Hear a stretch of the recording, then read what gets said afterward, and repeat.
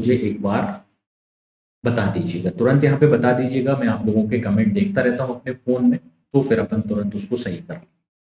Next हम move करते हैं यहाँ पे कुछ ग्रोथ बढ़ाने से पहले, ग्रोथ को आगे बढ़ाने से पहले हम यहाँ पर देख लेंगे मेरिस्टेमेटिक टिश्यू क्या होते हैं।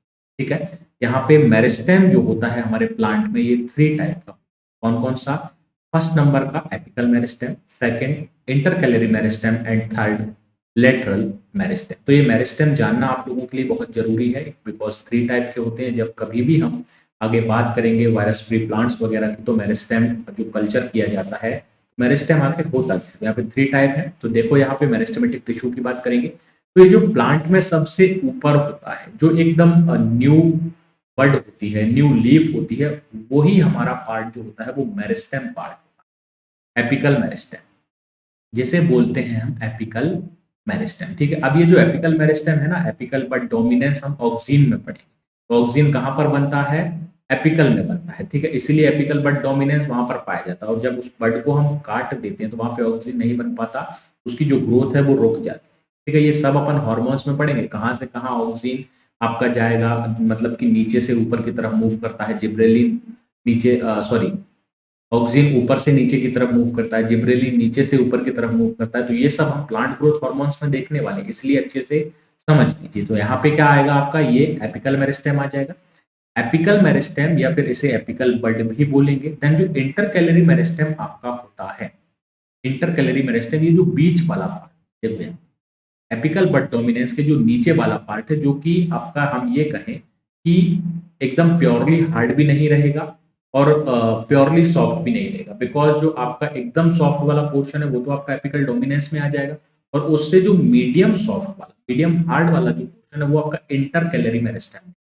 और साथ ही साथ जो हमारा लेटरल मेरिस्टेम होता है वो होता है हमारा सबसे नीचे वाला, प्लांट का जो सबसे कठोर भाग होता है नीचे वाला, वो होता है लेटरल मेरिस्टेम।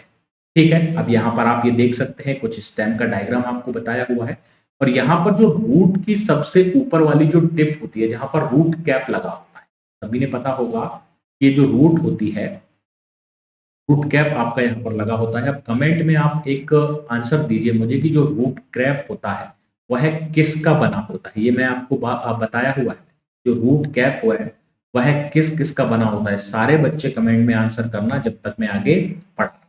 ठीक है, ये जो इंटरकैलरी मेरिस्टेम है ये कहां पर आपका पाया जाएगा, यहां पर देखो कि जहां से नोड, एक नोड से जहां पर लीफ निकली होगी, यानी कि सबसे ऊपर कौन सा हो गया हमारा एपिकल मेरिस्टेम, एपिकल मेरिस्टेम के जस्ट नीचे होगा नोड, और उस नोड से जो लीफ निकली होगी उस वाले पार्ट को कहेंगे हम इंटरकैलरी मेरिस्टेम।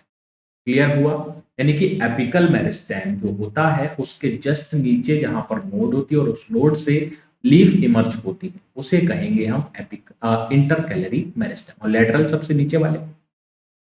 देन यहां पर हम देखेंगे रूट में भी एपिकल मेरिस्टेम होता है, बट रूट में जो सबसे नीचे रूट, यानी कि जो सबसे ऊपर वाला भाग रूट का होगा, कहां से? सबसे नीचे से ऊपर वाली बात चलिए, वहां होगा आपका एपिकल मेरिस्टेम, ऐसे ही रूट में होगा। तो एपिकल मेरिस्टेम के ऊपर चलोगे इंटरकैलरी, और यहाँ पर जो सबसे पुरानी रूट जो होती है यहाँ पे वो होती है हमारी लेटरल।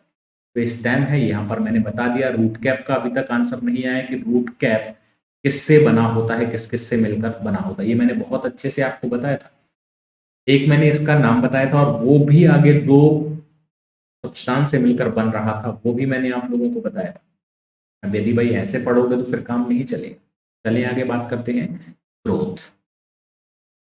ग्रोथ जो होती है, अपन ने मेरिस्टेमेटिक टिश्यू पढ़ लिया। ग्रोथ आपके प्लांट में 2 टाइप से होती है, फर्स्ट होती है प्राइमरी ग्रोथ और एक होती है सेकेंडरी ग्रोथ। ठीक है, कैलेप्ट्रोजन, अजय गुनाले जी, कैलेप्ट्रोजन से मिलकर बना होता है। ये कैलेप्ट्रोजन किन 2 पदार्थों से मिलकर बना होता है, ये जरा मुझे बता दीजिए। यहाँ पर देखिए जरा ध्यान से, तो यहाँ पर हम देखेंगे प्राइमरी ग्रोथ और सेकेंडरी ग्रोथ। तो जो प्राइमरी ग्रोथ होती है ये आपकी एपिकल मेरिस्टेम और टेम्परेरी एपिकल मेरिस्टेम, इन दोनों के कारण आपकी प्राइमरी ग्रोथ होती है। अब प्राइमरी ग्रोथ में जो एपिकल मेरिस्टेम होता है यह किस किस के लिए रिस्पॉन्सिबल है, यानी कि एपिकल मेरिस्टेम क्या क्या बनाता है। एपिकल मेरिस्टेम आपका बनाता है फॉर्मेशन ऑफ टिश्यू, यानी कि यह टिश्यू बनाता है।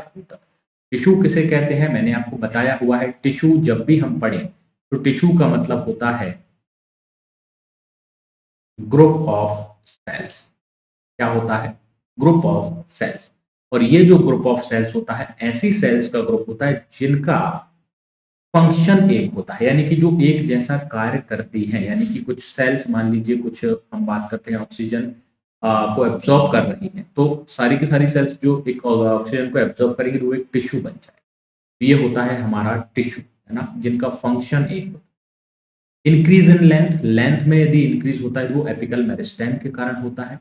और डिफरेंशिएशन ऑफ वेरियस अपेंडेजेस, जो वेरियस अपेंडेजेस होते हैं, यानी कि वेरियस जो आपके पार्ट होते हैं, जैसे लीफ है, पेटियोल है, इनको में डिफरेंशिएशन की किस सेल से क्या बनेगा, यहाँ से लीफ बनेगा, या यहाँ से पेटियोल बनेगा, या फिर यहाँ से आपकी एपिकल बड बनेगा, क्या बनेगा, वो सारा का सारा डिफरेंशिएशन जो है वो एपिकल बड ही करता है। डिफरेंशिएशन का मतलब ये होता है कि हम किसी भी व्यक्ति को कार्य बांट रहे हैं। यदि हमने सभी 10 लोग हमारे पास हैं, दो दो लोगों को हमने 5 काम दे दिए, तो हमने उनमें